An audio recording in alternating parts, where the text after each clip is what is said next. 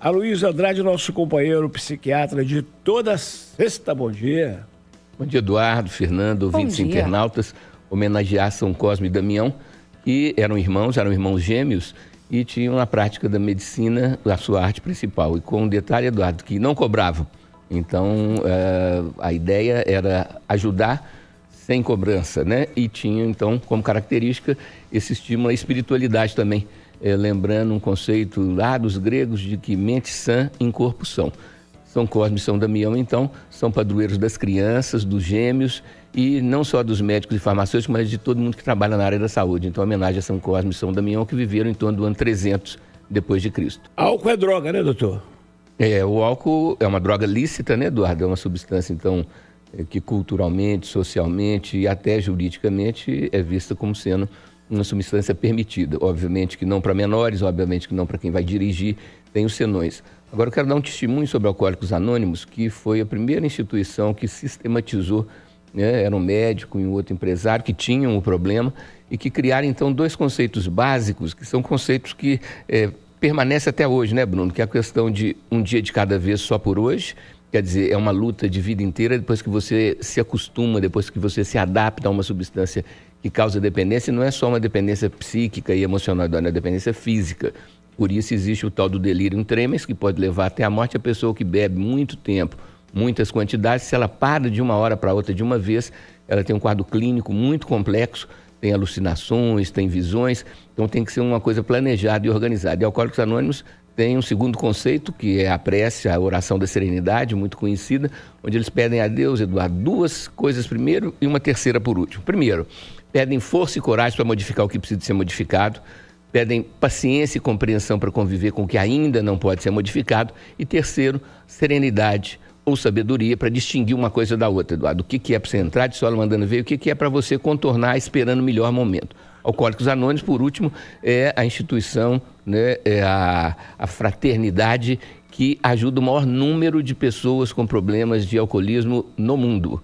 E as suas famílias também, através do Al-Anon, que são grupos, então, de ajuda mútua. E a gente entende, Eduardo, que problemas tão sérios assim, você precisa de ter um grupo, você precisa de ter uma coletividade, você precisa de ter, no bom sentido, uma turma que vai, então, reforçar a sua luta para não cair na tentação de voltar de novo ao padrão. E quando a pessoa para muito tempo sem beber, quando volta, Eduardo, é uma coisa mais incrível, volta no padrão que tinha quando tinha parado há um tempo atrás. É como aquilo que na clínica médica a gente chama de infecção oportunística. Enquanto o sistema de defesa, o sistema imunitário está bem, as bactérias ficam ali tímidas e quietinhas. Quando o sistema imunitário abaixa a guarda, elas montam. Então, é um processo que eu considero o maior problema de saúde pública que nós temos, o maior problema de desagregação familiar, porque a pessoa, depois de um certo nível de anestesiamento do álcool, ela se animaliza e a parte instintiva, tanto de sexualidade quanto de agressividade, exacerba. Isso é um drama para todo mundo que convive com esse tipo de situação. Por que a música fica na alma da gente, no coração da gente, impregnada no corpo da gente, como se fosse o suor, hein? Ela impacta mesmo, Eduardo, porque a questão da vibração, desse padrão vibracional que a Ângela falou, é uma referência que nós temos, e você, a partir de estímulos indeterminados, nesse núcleo accumbens que ela falou, é o lugar das emoções.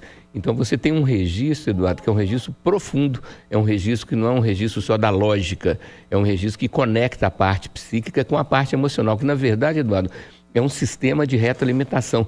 Você estudou isso na química lá, na física, Fernanda, que são os vasos comunicantes, né? São dois vasos diferentes, são dois objetos distintos, mas eles têm uma comunicação. Então eles não são uma coisa só, mas eles têm essa conexão, eles têm essa questão que envolve uma retroalimentação, e daí a importância de você ter as músicas que você gosta, as músicas que você se sente mais feliz, mais animado, mais pleno, para poder, toda vez que estiver meio rateando, estiver meio derrubado, você ouvir a música e mudar esse padrão vibracional, porque a música é capaz de fazer isso no nosso cérebro. Como é que eu vou entrar com ela? Viegas não será convidado, porque é um número reduzido, mas vamos ver. Vou assistir no YouTube, né? Eu entrei com essa música quando eu casei. É mesmo? Foi, Bolero de Ravel. Bolero de Maurice Ravel. Época, foi a geração, né? Na época, as noivas entravam com Bolero de Ravel. O que eu acho mais interessante, Eduardo, é porque a base é a mesma. E depois de determinado tempo entra um novo instrumento musical, que você não sentia falta dele antes dele entrar. Mas na hora que ele entra, você, precisava desse instrumento. Sim. Dali a pouco entra um outro instrumento, precisava desse também. Vai sendo um acréscimo, né? Aos pouquinhos. E quando chega no final, antes do derradeiro, né? Você vê que tem um mundo de instrumentos musicais. Uma explosão, né? E que vai não só na mente, mas vai no coração também, é lógico. Ela participa dos Alcoólicos Anônimos e ela está conseguindo agora, por conta da irmandade do grupo, não beber. E aí ela diferencia lá, ela sempre fala de alcoolista e não alcoólatra. Qual que é a diferença? O termo original é alcoólatra e o termo mais modernizado, alcoolista. Querem dizer a mesma coisa, uma relação inadequada, uma relação tumultuada com a bebida. Porque você tem pessoas que conseguem fazer um uso ocasional do álcool, numa festa, no aniversário, sem, como se diz, errar a mão, Fernanda. Agora, tem determinadas pessoas que começam a beber e não conseguem parar. E vão tendo uma mudança de personalidade, vão tendo uma mudança de conduta e de comportamento, que é como que se virasse, Fernando, uma outra pessoa. E aí é que está a grande dificuldade. Os kardecistas, né, falam muito em espíritos obsessores, que na medida que a pessoa vai perdendo o seu autocontrole, e cabe lembrar aos ouvintes e internautas que acompanham Itatiaia, que o alcoolismo, assim como as outras dependências químicas, é um adoecimento da vontade, Fernanda. Primeiro adoece a força de vontade. A pessoa promete para si mesma, até porque não se deve prometer para os outros, ela promete para si mesma que vai dar um tempo, que vai diminuir a quantidade, mas não consegue. Então adoece a força de vontade. Mas no agravamento do problema, adoece a boa vontade. A pessoa já não quer mais, ela se entrega, que gera aquela música que tem como refrão: eu bebo sim, estou vivendo. Tem gente que não bebe e está morrendo. Trânsito agora.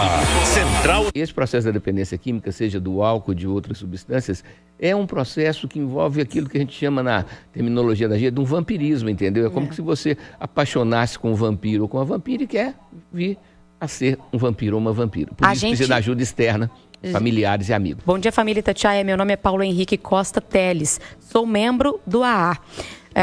Grupo Realidade BH, lá no bairro Dom Bosco. Eu sou garçom há 39 anos, trabalhando em restaurante, 6 anos trabalhei como cobrador de ônibus, 45 anos ouvindo a Rádio Itatiaia. Eu cheguei a beber 4 litros de cachaça por dia. Eu só não bebia quando estava dormindo apagado. Mês que vem, eu irei receber a minha medalha do AA Alcoólicos Anônimos de 17 anos de sobriedade. Graças ao meu poder superior, saudáveis 24 horas. Então, ele aqui contando esse relato, né, essa dificuldade que ele passou, mas que agora ele está vencendo essa situação com o álcool. Que bênção, parabéns. Você usou a expressão certa, Fernanda, que não se fala venci, já venci, fala assim, esse um dia de cada vez, porque cada dia você tem que enfrentar a tentação, porque aquilo fica na sua memória, fica ali naquele registro, né? Então é uma luta cotidiana, é uma luta que vai sendo vencida a cada dia. E a ideia, Eduardo, é que a pessoa que tem um problema, seja do álcool ou de outra substância, que ele se convença de que depois que ele afundou, depois que ele se perdeu do prazer e foi para o drama do sofrimento dele mesmo, de familiares, de amigos, convencer-se de que o prazer do não prazer pode ser transformado num prazer maior do que o prazer do prazer. Ou seja, você não usar pode trazer um bem-estar maior do que se você estivesse usando, mas precisa, num primeiro momento, Fernanda, de medicamento, precisa de tratamento.